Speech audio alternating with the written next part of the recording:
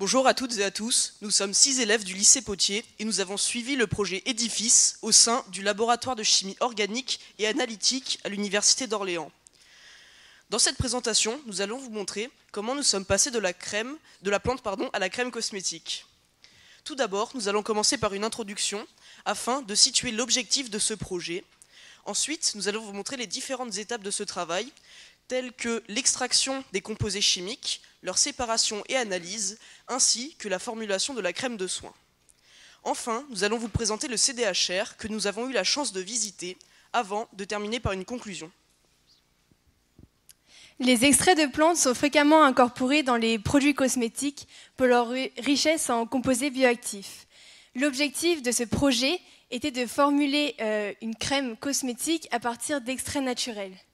Nos critères de départ pour le choix de la matrice végétale étaient l'absence de couleur et l'odeur afin de formuler une crème hydratante. Pour ce faire, nous avons choisi la vanille et la noix de coco. D'une part, la vanilline. Nous avons voulu extraire la vanilline, molécule responsable des propriétés gustatives de la vanille à partir du gousse de vanille. Donc, la vanilline naturelle est fortement concurrencée par la vanilline de synthèse, qui a un faible coût. Et enfin, pour terminer, la vanilline elle a des propriétés aromatisantes. D'une autre part, la noix de coco contient des acides gras saturés qui vont avoir une affinité avec la peau et qui vont permettre l'hydratation. La noix de coco contient aussi des vitamines A et E qui sont des puissants antioxydants et qui vont permettre le renouvellement cellulaire. Il existe déjà de nombreux produits cosmétiques qui sont commercialisés à base de noix de coco et de vanilline, comme par exemple la crème sublimage de Chanel qui coûte 230 € le pot.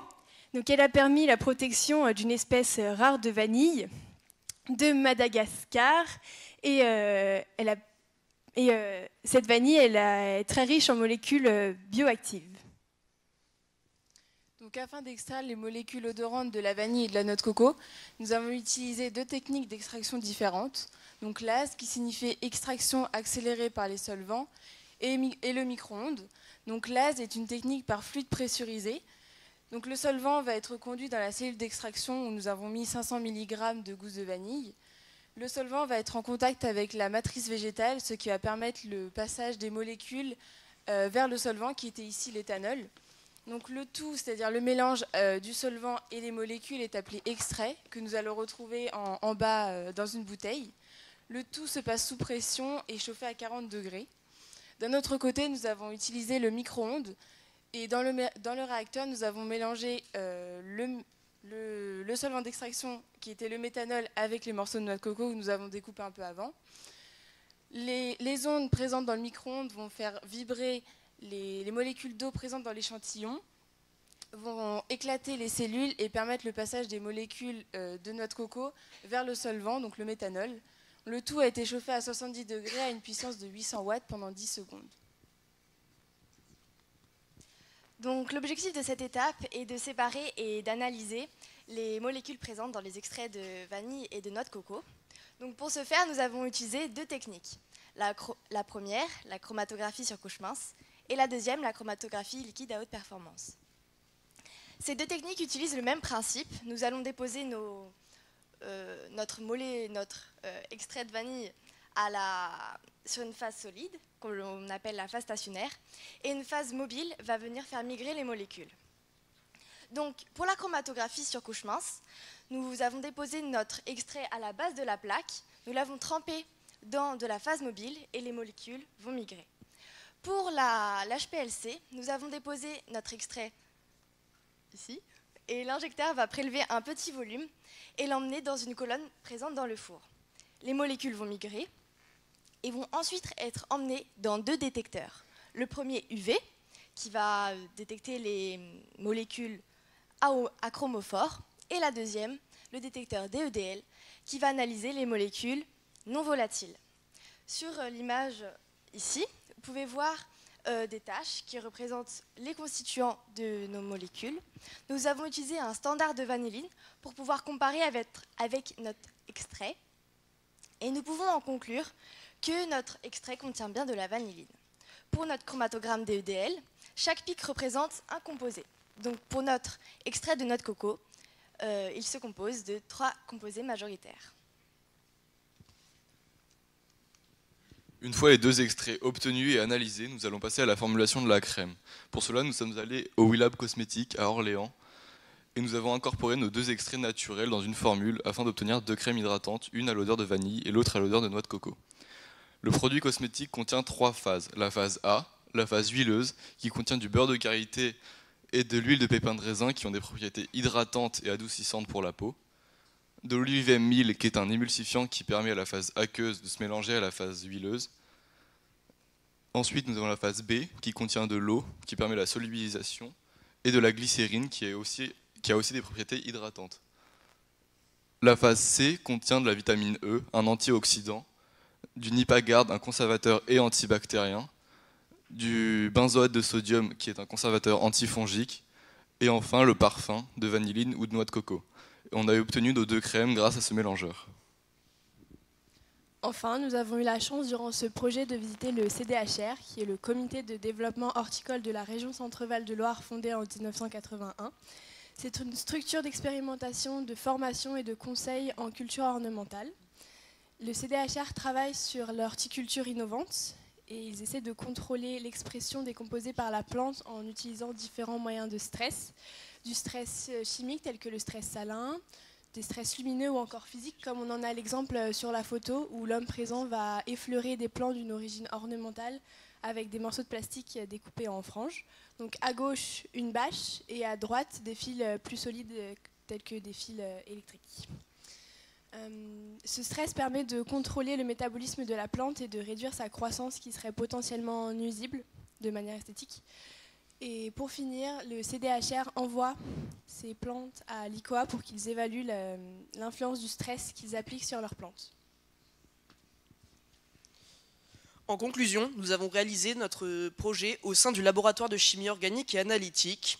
Nous avons extrait les molécules odorantes de vanille et de noix de coco afin de réaliser une crème de soin au sein du WeLab Cosmétiques et nous avons visité le CDHR. Nous tenons à remercier nos enseignants ainsi que le programme Édifice de nous avoir permis de réaliser ce projet. Nous remercions l'ICOA, le WeLab Cosmétiques et le CDHR de nous avoir accueillis au sein de leur laboratoire. Et nous remercions tout particulièrement notre doctorante Souila Messaï de nous avoir accompagnés tout au long de l'année. Et merci de votre attention.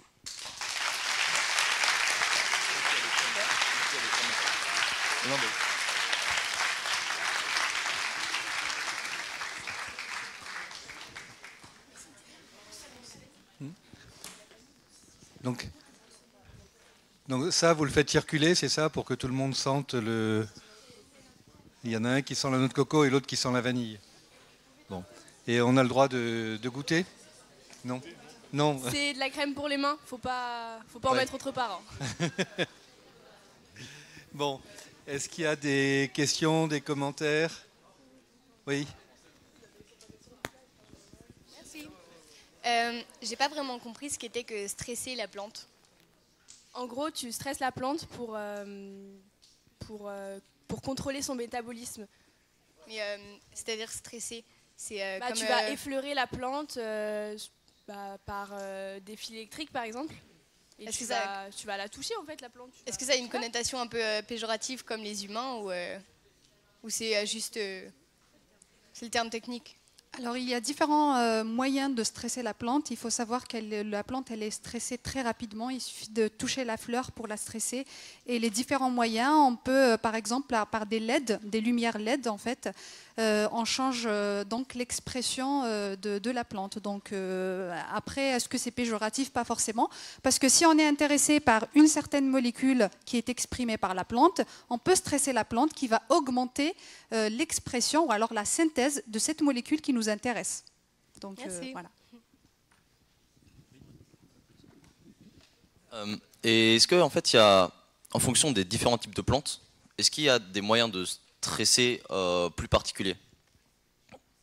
Parce qu'on a vu qu'il y avait différents moyens de stresser les plantes, mais est-ce que chaque plante a son moyen de stresser particulier? Pas forcément. On a différents moyens. On essaye les différents moyens de stress et on regarde le profil phytochimique. Donc on va analyser ces plantes et on regarde ce qui est mieux pour la plante. Est-ce que c'est le stress salin d'arroser par exemple les plantes avec de l'eau et du sel? Est-ce que c'est les LED, c'est les lumières? Est-ce que c'est juste de l'effleurer avec comme on vous a montré? Donc ça dépend de la réponse de chaque plante.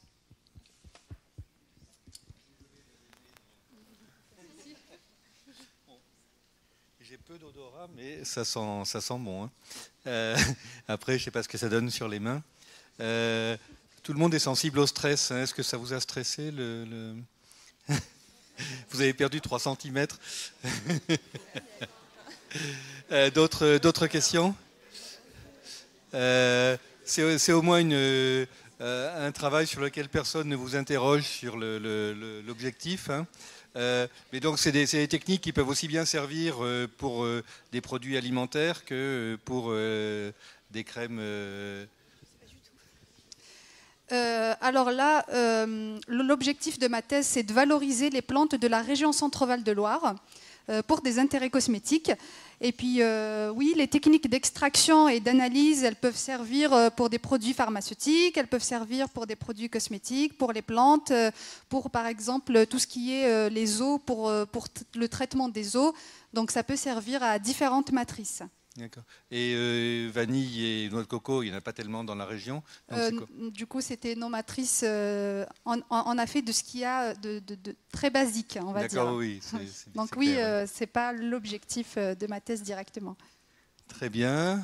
Pas d'autres questions ou commentaires? Ah, il y a quelque chose qui circule là. On verra ce que c'est.